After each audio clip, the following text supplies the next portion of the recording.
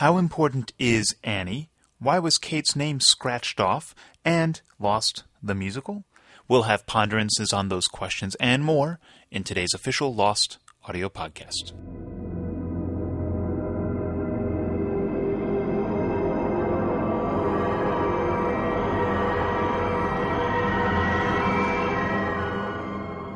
Hello, everyone, and welcome back to the podcast. We're here today with executive producers Damon, Lindelof, and Carlton, Cuse to rehash our last two episodes, Sundown and Dr. Linus, and prehash our upcoming episode entitled Recon. That airs Tuesday, March 16th from 9 to 10 p.m., only on ABC, of course. They'll also, as always, take some of your fan questions. And don't forget, you can submit your future questions, past questions, sideways questions, whatever they are, to lostfanquestions@abc.com, all one word. Don't forget to check out the legalese at the end of the podcast, of course. Here now, though, are Damon and Carlton.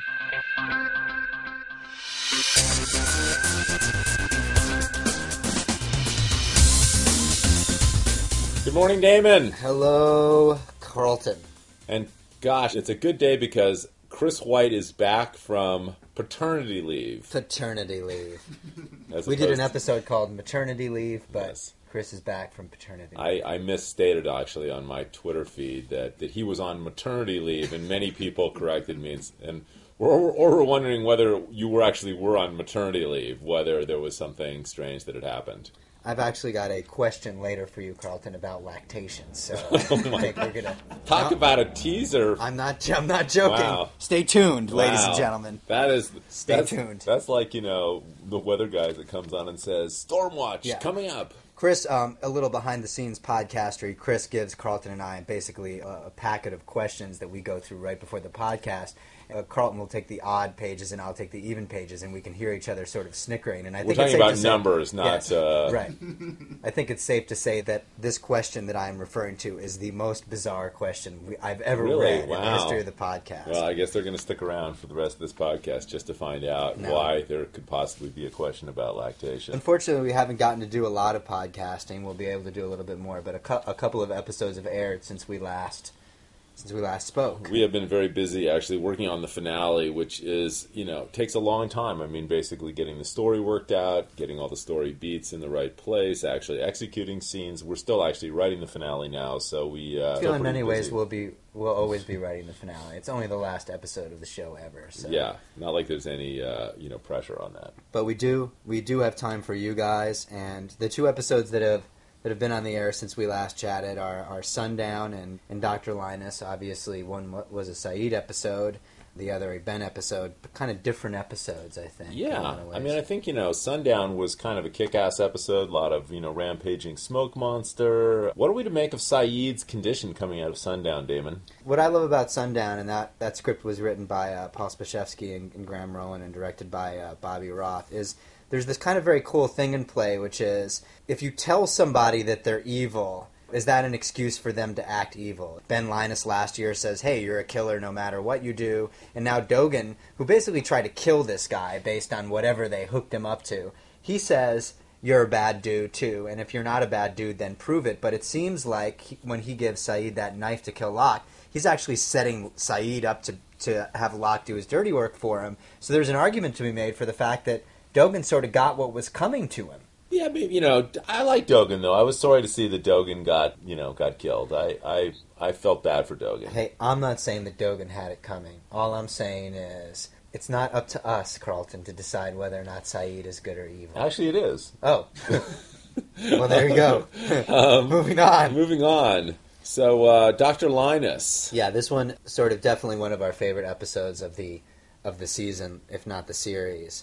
And this was written by Eddie and Adam and directed by Maria Van Peebles. And I really love Dr. Linus because I feel for the first time, clearly the big controversy this season that feels, maybe controversy isn't the right word, but the thing that people are talking about is the sideways. And we kind of knew that this was going to happen, didn't we, Carlton? We certainly did. Yes. I mean, obviously the big question that's hanging over the season is how are these two timelines going to reconcile, and what are we to make of what's going on in the sideways? There's more information about those things coming as the season progresses. I mean, but in Dr. Linus, obviously, it's just a good yarn, and the Sideways story is less about what is going on here and more about good old-fashioned season 1 redemption. Yeah, I mean, we basically, I think the key to the Sideways here is the way in which it sort of connects to the island story, and you know, for us, it was really an exciting thing to write a episode which was really about Ben's redemption and about, you know, the degree to which this guy, who has obviously done a lot of bad things, is it possible for Ben to be redeemed? Is it possible for him to become a different person? And his level of remorse and Emerson's acting in this episode was just unbelievable. And you know, I think that final scene with Alana, where she finally forgives him, is really one of the more powerful scenes that we've ever done in the show. The fact that Ben Linus, who is definitely sort of one of the big bads of the series, suddenly the audience is like, I don't really want this guy to die, even after all of the horrible things that he's done, is pretty cool. And that's, you know, we can't say enough great things about Michael, but obviously also a great script by Eddie and Adam, and, you know, all the little touches in it, you know, the Miles digging up, you know, little shout out back to Expose with the diamonds, and then of course the ending of the episode where we see that who is returned to the island, Carlton. Yes, indeed. Do you think that Charles Widmore is perhaps the person that Jacob was referring to back in Lighthouse when he said someone's coming to the island? Yeah, I mean, I think there's a good chance he could be referring to Charles Widmore. I think that would be my educated guess. So, but if Jacob was referring to Charles Widmore as the person who's coming to the island, does that mean that Widmore is now on our side? He's an agent of Jacob? This horrible, horrible man, Charles Widmore, who is responsible for bringing this freighter of doom and Kimi and all these... The freighter of doom. Has he been flipped in some way? Wow. Where are his allegiances? That's very interesting. I'm actually curious to find that out, Damon. I just can't say. We're probably never going to see Charles Widmore on the show again, are we? This is one of those dangling threads that you're not going to resolve. No, I think it would be really irresponsible if we didn't see Charles Widmore on the show. Can you guarantee me right here in this podcast that we will see Charles Widmore in next week's episode, Recon? Yes. What? I will. Good gravy. I think that actually serves as a pretty good prehash for Recon, don't you think? And who is the focal point of Recon, Carlton? It would be James Ford, a.k.a. Sawyer. I feel like we have not gotten our Sawyer fix this season. No, as a matter of fact, I think some people have been upset that like several weeks have gone by and there hasn't really been, you know, much for Sawyer in these stories. Yeah, so. well, when last we saw him, he was with Locke, but then Locke shows up at Claire's hovel and she's like, "That's my friend." So where is Sawyer exactly? Is he hanging out with Jin? We're going to find out this week, and I think you know, the title Recon is pretty intriguing to me. What do you think? What does Recon mean? Technically, it means the reconnaissance, which is basically sort of sending someone behind enemy lines to figure out what's going on. But it could mean to con again. And, a double meaning title. Recon. He is a con man. That's true. So maybe it means both things. Wow. That would be exciting. That would be clever. All right, well, that's if we good. pulled that off somehow. So, it's time for questions. Questions, Chris. This is from Tony Almanza. Dear Damon and Carlton, I think I have solved the mystery of Lost. Oh, boy. An anagram for Benjamin Linus is blame Ginny Sun. So could it be possible that both Sun and Jin will be the cause for everyone's demise? This is amazing because people ask us all the time, is there an Easter egg that we have not discovered yet? And we've always said no because we want them to stop looking. But clearly now you have discovered the secret of the show. Yes, Jin and Sun. Big trouble all the way. Wow. Okay. That's Very a great good. question. Now, Carlton, we're building the lactation question, Yeah, right? You're not jumping that right out of the box on me, are you? No. Okay. No, I'm not. This question is definitely a serious question, and it's from Michael Cunningham. Dear D&C, how about cats? I know you guys are not fans of most animals, whether it is keeping them caged for your nefarious experiments or simply wiping out exotic birds from the face of the show. But what about cats? Do you have anything against cats? It's been a few years now since you promised that we'd see what happened to Saeed's cat, Nadia. In a podcast, you promised we'd see what happened there. Don't forget, lies make baby Jesus cry. Love the show. Michael in Dublin, Ireland. Wow. God, I forgot that we'd made that promise. My guess is it was a rather facetious promise that we were going to be seeing what happened to Nadia's cat. So you don't have anything against cats? No, I don't have anything against. In fact, I had a cat when I was growing up named DC, like that darn cat, like the Disney movie, which is kind of ironic since we're now sitting here on the Disney lot. Maybe there is some karmic significance to that. But I loved my cat, and I'm a cat fan. And Carlton, let's just say I embrace cats. Where is DC today? Well, since I had DC when I was a child, DC is what? Deceased. Coincidence? All right, Carlton clearly not a cat fan. Moving on. Okay, this is from Ari Margolis or Margolis. Great. Hey now, my name is Ari Margolis. I attended the Paley Lost panel last week, and I asked the question about Desmond on the plane and was wearing the green lock shirt from the gallery event that Damon commented on. Yes. The panel was great and was awesome to get to ask you guys a question. There was just one problem. I'm not good in front of crowds and blanked on the question I really wanted to ask. In the episode Lockdown, who was responsible or behind the dropping of the pallet of Dharma food that lands on the island? The answer to the question is, we have every intention of answering where the pallet came from. However, it might not happen in the actual show itself. That's right. That's all we're willing to say at this point. I think that's very intriguing. Enough. It is, yes. So, okay. But it's not going to happen right now on this podcast. Yeah. Carlton, serious question now from Christopher Selby. This is one of those things that's now, as we start answering things like what is the monster, or can we know more about the numbers, the other questions start to percolate to the top, and this is one that I think you might be familiar with. Okay. During Season 3, we learned about Annie and a volcano on the island. On the DVD commentary track for The Man Behind the Curtain, you guys pointed out that the volcano on the island that Olivia refers to in the Dharma classroom will be less important than Annie, but still seismic. Is this still the case, or were you just yanking our collective chains? Are we going to learn something about Annie, the young girl who is apparently the most important person in Ben Linus' history?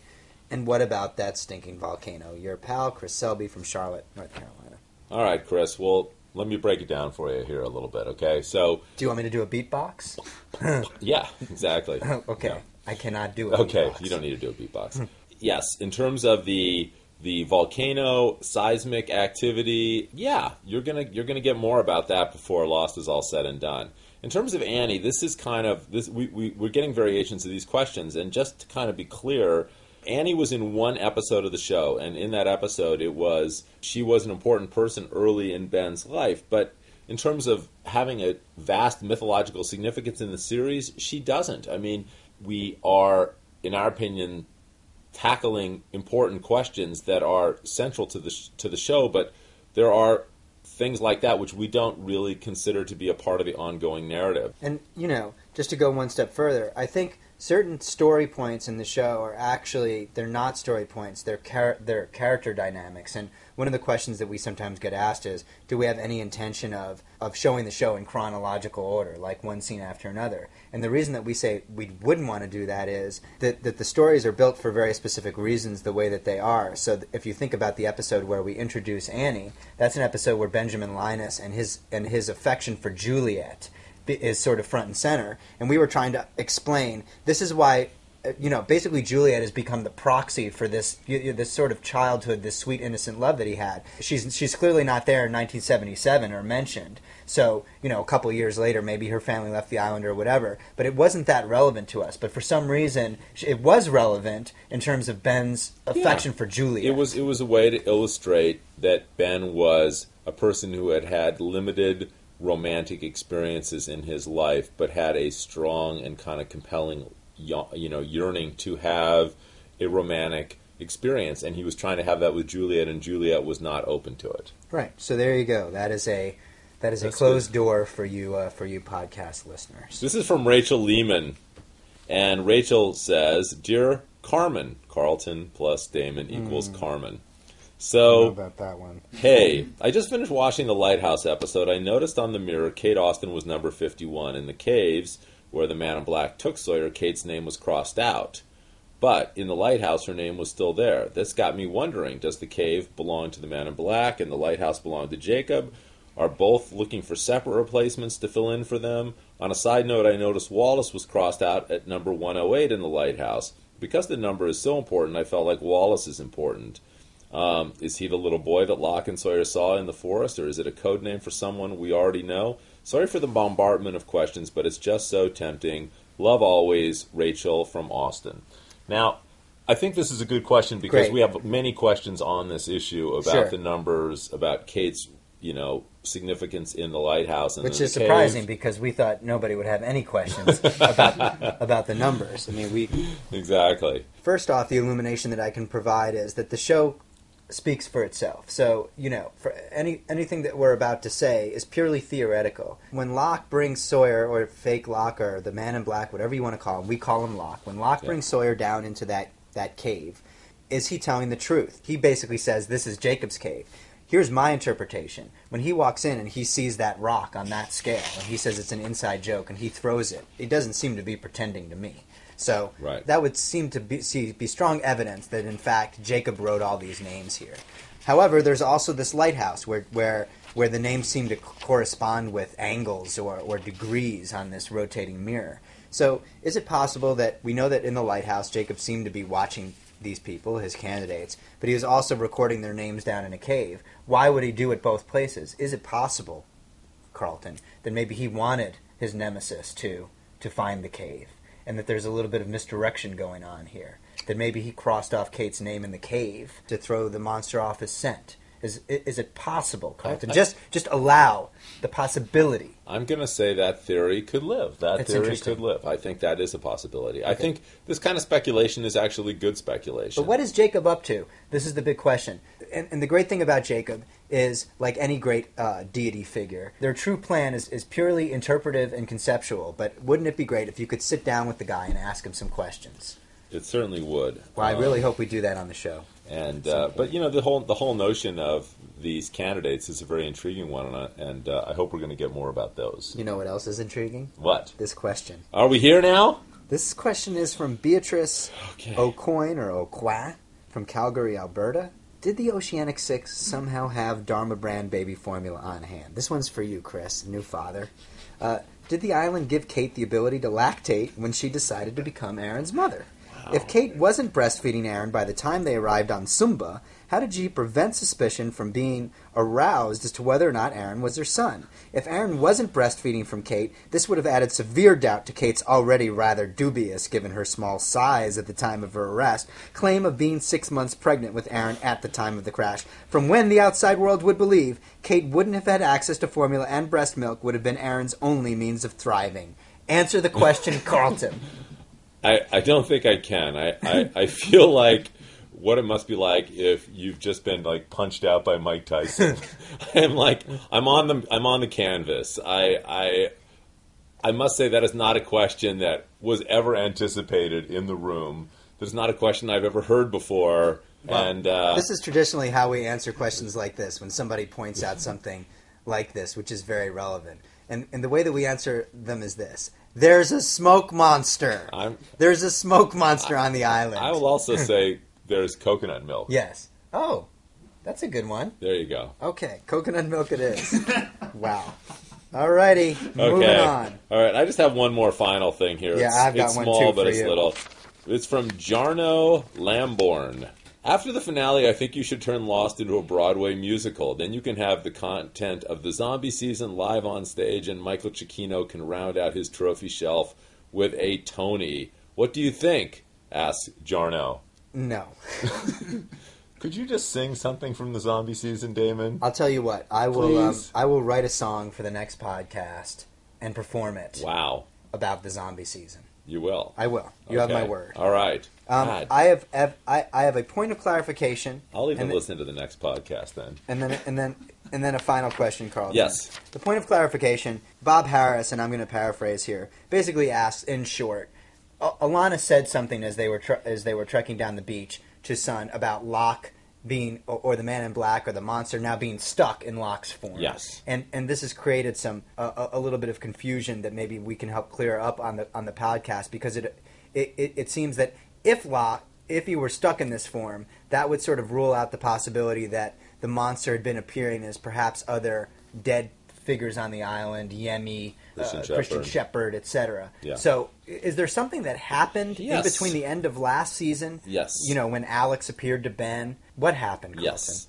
I think that the critical event was Jacob's death. The Man in Black may have had the ability to take multiple forms, but after Jacob died, I think it's very likely explanation that he was stuck in the form that he was in when Jacob died, which happened to be John Locke. Right. So now he's in John Locke's form. Jacob's dead. He can no longer turn into other people. So this obviously presents the follow-up question: why not be in the form of Fabio when you kill Jacob? Because if it's like, I can either be Black Smoke or I can be Fabio. Was he not a candidate, Carlton? Well, I think the problem is the difficulty that Fabio would have had convincing Ben to kill Jacob. That's where I think the rubber meets the road, Damon. Remember when that hurlybird flew into Fabio's face on the roller coaster? Yes, I know. Okay, my final question, Carlton. It is a yes or no question. Try not to think about it for too long. Just answer. Tell the truth. I'm going to say Don't yes hold even it back before from the you even people. say the question. Hello, Damon and Carlton. This is from Alan Chavez.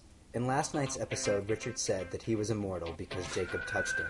So my question is, was Jacob also immortal because he touches himself?